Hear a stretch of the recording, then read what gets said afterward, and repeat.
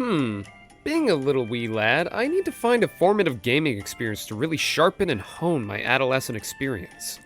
Dark Souls? An action RPG with fantasy and intricate world design? What an interesting game! Maybe I should play it.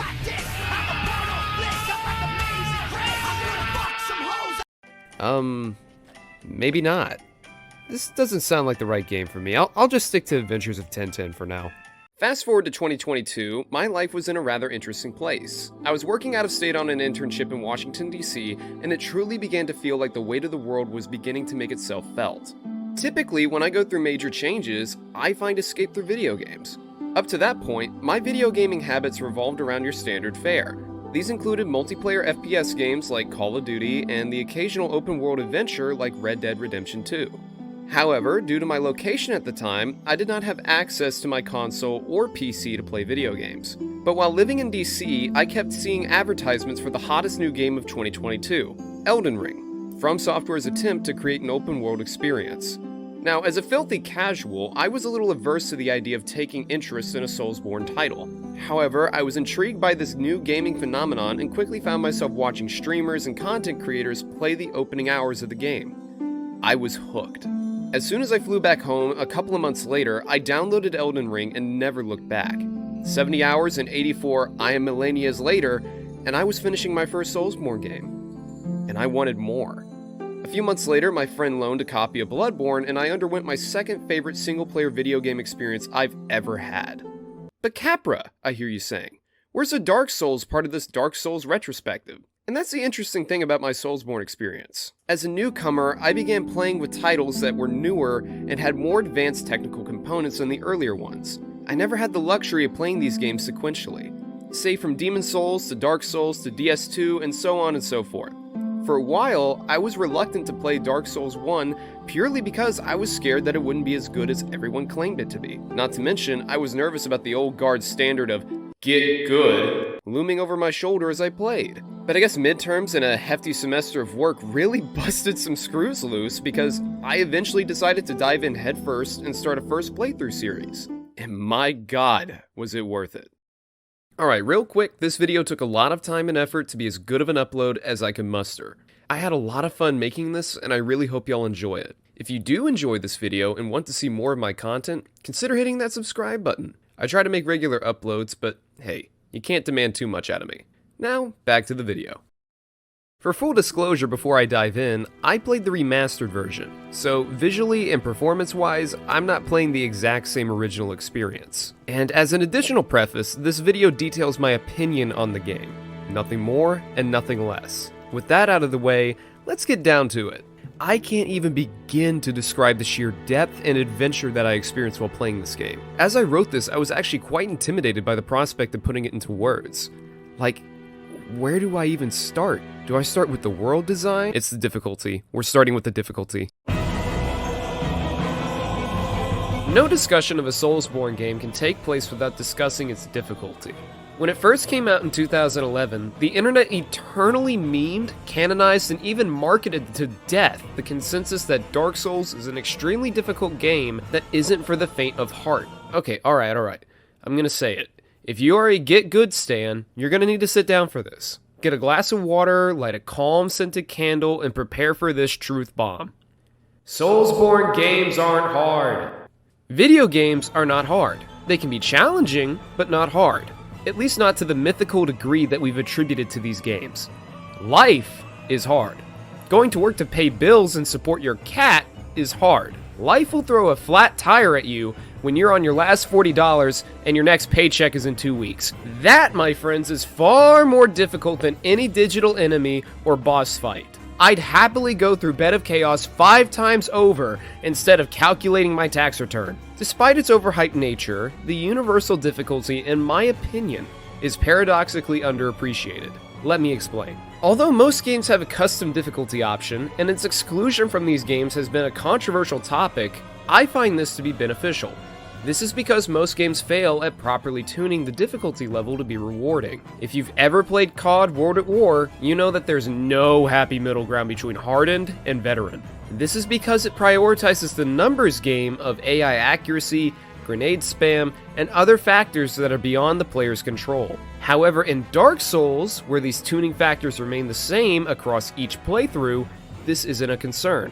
Where the real custom difficulty lies is through the self-imposed rules that the player establishes for themselves. We've all seen the Soul Level 1 playthroughs and various other challenge runs of the like. This allows for the base game to be finely tuned while leaving room for the player to take control of their experience. Later on in the video, I will discuss how these systems interact with both enemy and boss design, but if we want to get down to brass tacks of what defines Dark Souls' difficulty, we have to talk about Dark Souls has the best healing system in all of gaming. Whatever genius had a direct line to God himself to come up with this system deserves a statue. The Estus Flask is possibly the most iconic consumable in this gaming subgenre. After watching Oscar off himself, the player is given 5 Estus Flasks that heal a set amount of HP. You can add up to 20 uses to your flask by kindling bonfires. However, this requires that you use Humanity, another consumable that if used, can offer buffs and stat scaling to your character. This single mechanic is a stroke of genius. Estus Flasks, as healing consumables, act as a cap to how many mistakes the player can make before dying. If you mistime a dodge, take fall damage, or a hit trade, you can heal to full health, but still feel the impact of having to drain resources. If you want more health, you gotta give up some buffs. It's perfect. This facilitates a fair and accessible approach to difficulty that seamlessly interacts with other in-game systems. If you're feeling like you're up for a challenge, don't kindle any bonfires. Stick to 5 flasks for the whole game, baby. But a game with good difficulty tuning and healing systems is just that if you don't have an interesting world to inhabit. Which leads me to... When I first played Elden Ring, I thought I was experiencing the best world design imaginable. And I was. For a modern open world game. That's right, I believe that Dark Souls has better world design than Elden Ring.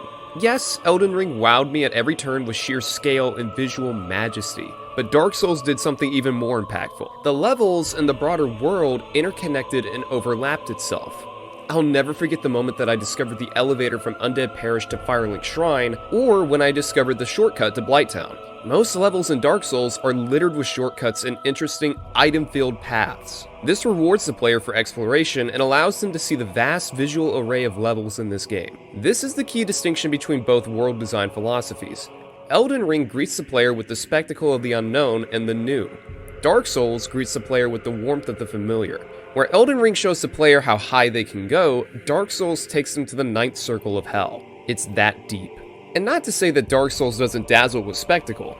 I will never forget traversing down the Great Hollow to find Ash Lake, a giant ethereal plain with massive trunks reaching to the sky, possibly branches to other worlds. Blighttown caught me off guard in a way that most levels in Elden Ring never could. However, the interconnectivity and the depth of environments is where the differences between these games end. A common understanding between Dark Souls and Elden Ring is that their in-game levels are not as expansive or well developed as the early game, and I have to agree with this. During my first playthrough, I was shocked by how similar the Tomb of the Giants and the Mountaintops of the Giants were in design philosophy. Although they are visually unique, they are rather shallow in their interconnectivity, opting for a more straightforward, linear pathway to the main objective. Item drops were less common, and what little I did find was not all that interesting. The same can be said for Lost Izalith. However, it is common knowledge that Dark Souls' endgame went through a rushed development cycle, leading to underdeveloped levels. Had From Software been given the proper amount of time to develop these areas, this might be the only perfect game that I've ever played. But this is the reality that we live in, so we have to play through these areas as is. And that being said, these critiques do not disrupt the gaming experience enough for me to have a negative outlook on my experience. These areas, as underdeveloped as they may be, are leagues ahead of most AAA gaming titles. I will gladly explore and traverse through the Tomb of the Giants instead of playing whatever recycled slop is in Modern Warfare 2023. And on top of all that, in the first half of the game, the player is not given access to warping between bonfires and fast traveling. This allows the player to get a more intimate understanding of how the world connects with each other, find ways to route themselves back to a certain location that they need to find, and is there any more I can say about it? It's just an experience like none other. This is in stark contrast to Elden Ring, where the player can warp to any location that they please at any site of grace. And let's be clear, there's so many of them in Elden Ring that you could probably travel 3 inches to the next one via fast travel. Now that we've established an understanding of the world design, healing systems, and the difficulty levels, how is the fighting like? A well-designed world is only as cool as the toys that you have to play with. One of the long-standing strengths of Soulsborne games has been their expansive sandboxes, and this has seen several substantive iterations. From the trick weapon system in Bloodborne to the massive roster in Elden Ring, these games always offer a plethora of options to slash, gash, and slam through the world. And Dark Souls is no exception. With over 100 different weapons at the player's disposal, DS1 offers great build variety. This doesn't even include the countless talismans, staves, catalysts, and shields which can further customize and formulate the experience. Each weapon and build variety boasts its strengths and highlights its weaknesses. You can opt for a melee build with fast attacks and bleed buildup at the expense of damage output. Or you could go for a heavy-hitting weapon with slow windups, leaving the player exposed. The player can also roll with a magic or faith build that has access to spells, miracles, and other abilities that deepen the combat and healing systems. For my first playthrough, I rolled with the Black Knight Greatsword and the Grass Crest Shield. Yeah, my ass got carried by this sword. I invested in Pyromancy towards the beginning of my run, and never really used it outside of strategic uses for certain mobs. In hindsight, I really wish I built this out and experimented with this mechanic more, and I'm planning on performing a Soul Level 1 run where it will be the focal point of my build. And that's the beauty of this game's sandbox. Just about any build is viable and has its unique set of strengths and drawbacks. This offers the most important quality a game can have in my opinion, replayability. Players can keep coming back to this game and try new builds with previously mentioned challenges, weapon types, spell castings, and themes. Hell, if you want to throw traditional damage out the window, you can do a fist-only run for the memes. As far as how the sandbox interacts with the enemies and mobs, it's incredibly dynamic. The player can avoid attacks and damage by rolling, blocking with shields, or, if you're a Chad, spamming that parry button. With these options at the player's disposal, you can do a lot more than the turn-based block and swipe tactic that so many have ascribed to this game. Although it is a viable option, it's nowhere near being the most rewarding way to engage with enemies in this game. I made the mistake in my first hours playing this game relying on my shield. Although it's a good way to traverse new areas or in places with low visibility, the shield is best used when implemented in moderation. And this is only one of the nuanced mechanics in this game. With my current level of experience in this game, I haven't even scratched the surface of what the sandbox has to offer, and I can't wait until I explore and familiarize myself with the rest of it. With all these tools and mechanics to master, how does the game test the player's skill? Soulsborne has essentially become synonymous with boss fights. Dark Souls 1 is what essentially cemented the concept of challenging boss fights that test the player's in-game skill and the lessons that they've learned up to this point. When you first enter through a fog wall or an area that springs a boss animation, you are typically in for a treat. Keyword typically. Dark Souls 1 has a varied boss lineup that has earned both praise and outcry. Let me explain. When the player first explores the Undead Asylum at the beginning of the game, they are greeted with the towering beast that is the Asylum Demon. The moveset is simplistic and straightforward, but you aren't meant to fight it just yet. The player does not have access to a proper loadout or weapon and is incentivized to leave the fight and continue exploring. Once they get their loadout and enter a different fog wall above the arena, they are introduced to the plunge mechanic that erases half of the boss's health. From there, the Asylum Demon offers a fair and straightforward approach to surmounting your first boss fight. Although I think that this is a great way to introduce the player to these encounters, it introduces a mechanic that is basically abandoned for the rest of the boss fights, excluding the Taurus Demon. As you continue along your journey, you will encounter the first gank fight with the Bell Gargoyles, which I think is a great test of the player to juggle two enemies at once with complementary movesets. From here though, some bosses are a little hit or miss. Capra Demon is a decent boss enemy and a horrible arena and accompanying mobs. Dogs. FromSoft, learn how to make these enemies tolerable in at least one of your games, goddammit. The Capra Demon has a straightforward and interesting moveset, and I could forgive the smaller arena if it weren't for the inclusion of the dogs. That alone makes this fight insufferable. Moving on, and you have some cool visual bosses like the Moonlight Butterfly and the Gaping Dragon, but they're a bit underwhelming with their movesets. Then you get to a fun boss fight with Chaos Witch Quelaag, which I find to be a fair fight with an interesting moveset and fantastic visual design. After climbing through Sin's Fortress and defeating a decent boss fight with the Iron Golem, the player is introduced to this game's pinnacle test of skill, Ornstein and Smo. This is another gank fight with two powerful enemies that have complementary movesets. The player needs to make use of the pillars to separate these two and move to phase 2 and win the fight. From here is where the boss fights go downhill for me, at least in the main game. You fight Seath the Scaleless, the Four Kings, Gravelord Nito, and a certain other boss that I will discuss in a minute. These 3 fights have vastly different movesets, context, and, admittedly, great aesthetics. Seath has AoEs and slam attacks, but has the tragic pitfall of just being a booty smacker. The Four Kings is a strong fight idea and concept, but is ultimately a DPS check. Gravelord Nito was just a straight-up disappointment. I hate the concept of having bosses designed around having mobs in the arena that spawn with the boss. Additionally, not all of the mobs aggro off the rip, as some of them are in the other half of the arena. This disincentivizes the player from utilizing the entire arena in order to have a more straightforward encounter with the boss. This, in my opinion, is an indictment on this boss. Not to mention, you have to take fall damage to enter the boss fight. It's just a mess. And that leaves us with the Bed of Chaos. This single boss is widely considered to be the worst thing that From Software has ever designed. And I have to agree with this. Who in their right mind decided to include a boss that doesn't allow the player to substantively inflict damage while it sweeps you into crumbling holes in the arena? It's meant to be a puzzle boss with a bit of platforming sprinkled in for some spice, but it just fails at both of these concepts. The player really can't make jumps like these, especially when it leaves them exposed to basically undodgeable attacks. It is, as a dear commenter put so elegantly, ass cancer. But as awful of a fight as this is, the player can at least stomach this with the absolute bangers that are in the DLC. The Sanctuary Guardian, Artorias, Calamite, and Manus are the most sound set of bosses that FromSoft has packaged together for a release. And as much as I raged at Calamite when I first played it, this is a fair fight. When I finally got his moves down, this fight felt like a dance. Artorias is just a straight-up GOAT as far as humanoid fights go, and Manus is a supremely challenging boss that really tested my reaction time. With a variety of moves, spells, and timings, this is a true boss. Even though I defeated Manus in my first playthrough, I don't feel like I mastered this fight. Just that I happened to survive long enough to inflict the killing blow, and this is a fight that I look forward to playing and eventually mastering in the future. Dark Souls' boss roster is a bit of a mixed bag. It reaches insane highs in boss design that have been the standard for future iterations of these titles, but also includes some of the lowest lows that From Software has never dared to touch again. Overall, I think that this game includes plenty of rewarding and satisfying fights, and is well worth playing.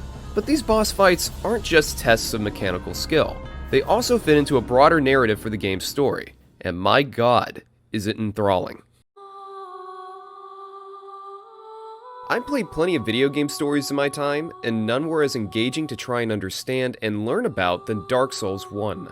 The story and the manner in which it is told has been a divisive subject, but I think that it stands firm. In fact, I believe that the indirect and subtle storytelling technique that FromSoft implemented makes this story all the more impactful. Vague and interpretive storytelling has been the hallmark of some of history's greatest works of literature, film, and now video games.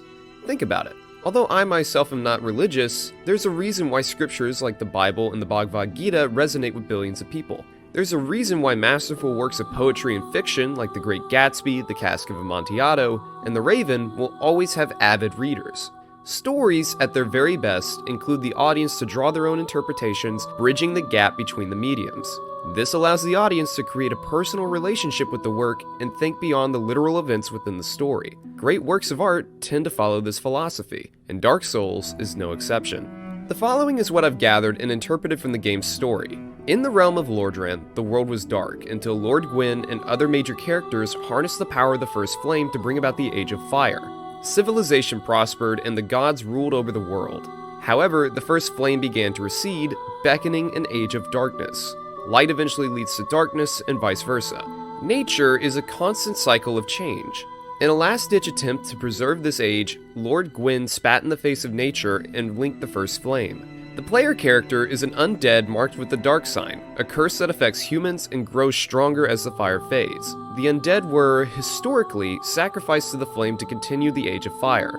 You are told to link the flame, but you are never told why, only vaguely encouraged to do so by higher powers within the game. You are nothing but a human being manipulated to prolong an already stagnant and deteriorating stage of nature simply because they are afraid of change, a world that they don't understand. To be fair, I didn't reach all of these conclusions on my own, as I had commenters leave explanations and lore dumps in classy fashion. Also, like any good Soulsborne connoisseur, I've indulged in my fair share of vadi-vidya. Dark Souls' story is a grand woven tale that the player is entrusted with deciphering. Like the character, the player is thrown into a world that has existed long before you've taken your first steps into Lordran and will continue to exist long after you finish the playthrough. And the storytelling technique is aware of this. The player is not simply spoon-fed information. You learn bits of context and lore from item descriptions and NPC dialogue, but these are merely pieces of the puzzle. By observing the environment, game assets, architecture, and a myriad of other factors, you can create your own interpretations of the story. For example, when going through Anor Londo, I noticed a statue of Executioner Smo, a psychotic maniac that takes joy in his craft. Hell, the guy straight up smashes his buddy Ornstein when you move to Phase 2. Pause. Yet despite the red flags being thrown from the highest of flagpoles, this guy somehow gets a statue. This means that either someone or multiple people within the Gwyn regime deemed his contributions worthy of praise, or Anor Londo harbors a culture of cruelty. These kinds of observations littered the entirety of my run, and towards the end, made me consider whether or not I wanted to link the flame. And these storytelling techniques are also expressed through in-game mechanics. For example, two concepts are incredibly enthralling to me. Just as a warning, the following topics will be mentioned in this segment, so if you're not comfortable with listening to them, please feel free to skip to this timestamp. The first mechanic that piques my interest is hollowing. The undead can die and be reborn from fires, owing back to their purpose of fueling the flame. In-universe, undead will continue dying and resurrecting endlessly until they give up, lose their purpose, and go hollow. Hollows are essentially aged testicle men that have no thoughts or feelings beyond those of animalistic instincts, destined to float throughout Lordran until the end of time. It is a common interpretation that hollowing is a metaphor for depression, and that's mine as well. This single gameplay detail resonated with me. Like many others in 2020 during the pandemic, my mental health began to deteriorate. I could only stay in my home, play Warzone, and check Instagram so many times before I began to go numb. On top of the repetitive routine, I went through traumatic family and personal experiences at the beginning of the pandemic that I constantly replayed in my head over and over. At a certain point, I just stopped getting out of bed. I ghosted longtime friends, and I was in a sunken headspace. I had gone hollow. As time went on, I began to go out and create my own meaning in life, engage with unique experiences, reconnect with my friends, and I can confidently say that now, I've never been better. Although I didn't play Dark Souls during my depression like so many others, it allowed me to properly reflect on that part of my life and touched me in a profound way. Another concept within the in-game mechanics is humanity. In Dark Souls, humanity is given both a physical and immaterial distinction. The player can reverse their hollowing by consuming humanity, which gives the player better strength, luck, and other relevant stats. In-game item descriptions allude to both interpretations that humanity is endemic to the human experience, but it's also found through external, physical means. Hell, rats even have humanity. And to me, the ambiguous nature of humanity in this game ties back to real-life conceptualizations. Humans naturally have the blessing of humanity, whatever that distinction may mean to you, whether it be meaning, emotion, or the human experience. But just the innate possession of this is not enough. By seeking out experiences that display the depths of our human emotion, or the heights of meaning that we pay for ourselves, we have to take the brave step forward and look beyond our current situation. This likely isn't what humanity is meant to represent in-game, but that's what I believe. And that's enough for me. At the end of the day, Dark Souls means a lot of different things to different people, and that's what good art does.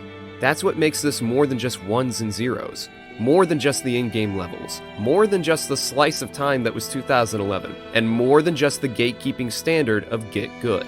It is an endeavor of the human soul and an ode to perseverance. No matter what forces may lead you or what insignificant chess piece you may be, we can always hold on to the things that give us meaning. And that is the ultimate triumph of this game's story. Playing this game has been an amazing experience for me. From the fun of the in-game systems to the grand ideas and themes to ponder, Dark Souls will stick with me for the rest of my life. But to say that this experience is limited to the digital coding of Lordran would be a mistake. I took the risk of starting this channel and publishing my playthrough, and I've done something that very few people can really say. I experienced this with a community of people who were kind, funny, and understanding. Your patience, advice, and guidance made this the greatest gaming experience that I've ever had, and I want to thank you. And as a New Year's wish from myself and Chetley, stay safe and don't you dare go hollow.